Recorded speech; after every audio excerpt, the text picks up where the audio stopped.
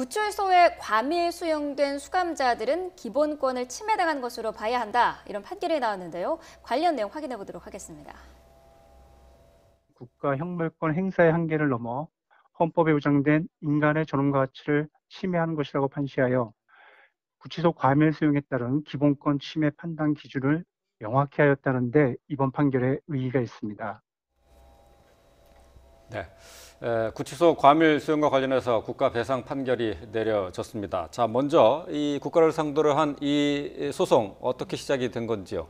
지금 이제 이거 두 분이 거기에 대해서 문제를 제기했는데요. 한 사람은 2008년도 2월에서부터 9월까지 부산 구치소에 있었고, 또 한 사람은 2008년도 9월에서 2011년 7월까지 부산 구치소 그리고 부산 교도소에 있었습니다.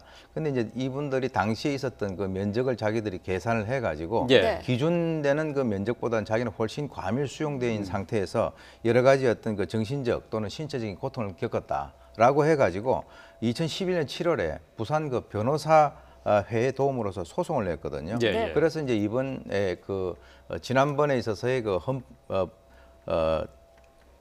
재판 결과가 예. 그것은 이제 위헌이다라고 하는 그 판결이 나왔었고, 예. 이번에 이제 1심에서는 그것이 이제 크다란 문제가 없다라고 판결이 됐는데, 예. 2심에서 이제 이것에 대해서는 국가에서 거기에 대한 어떤 그 손해배상을 할 의무가 있다라고 하는 판결이 나왔는데요. 예. 사실은 이제 이것과 관련돼 가지고 우리 이 교정시설의 이제 현 실태는 네. 이러한 여러 가지 어떤 사정을 전부 다 이렇게 만족시켜줄 만한 그런 어떤 여건이 잘 되지 않는다라고 예. 하는 그런 측면에서 앞으로 여러 가지 문제가 논란이 될 수 있다 이렇게 봅니다. 예. 네. 이 사건 전에 이미 이제 헌법재판소에 이렇게 과밀 수용 행위가 위헌이다라는 결정이 있었습니다. 예. 그래서 이게 위헌이라는 결정 이후에 또 시정되지 않기 때문에 이런 것들이 위자료 배상 판결까지 나온 것으로 보이는데요.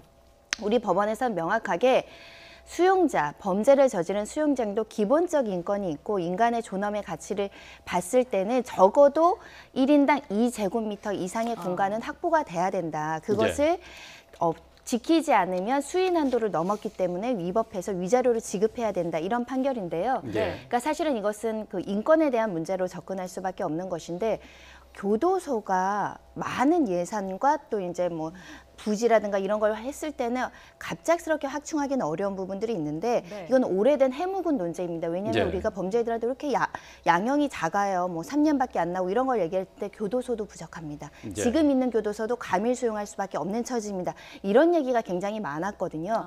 우리가 이런 판결 전에 이미 좀 교도소를 확충할 수 있는 방안, 그런 것들을 좀 적극적으로 논의했어야 되지 않을까 하는 아쉬움이 있습니다. 예. 네. 법적으로 정한 그 개인 수용 공간은 2제곱미터, 말씀하신 것처럼 2제곱미터, 한 평이 채 되지 않은데요. 지금 현재 전국 주요 시설이 포화 상태를 넘은 상황이어서 앞으로도 비슷한 소송이 이어지지 않을까 그렇게 생각이 됩니다. 네. 자, 오늘 사건 사고 관련 소식 함께 짚어봤습니다. 오윤성 순천향대 경찰행정학과 교수, 손정혜 변호사와 함께했습니다. 고맙습니다. 고맙습니다.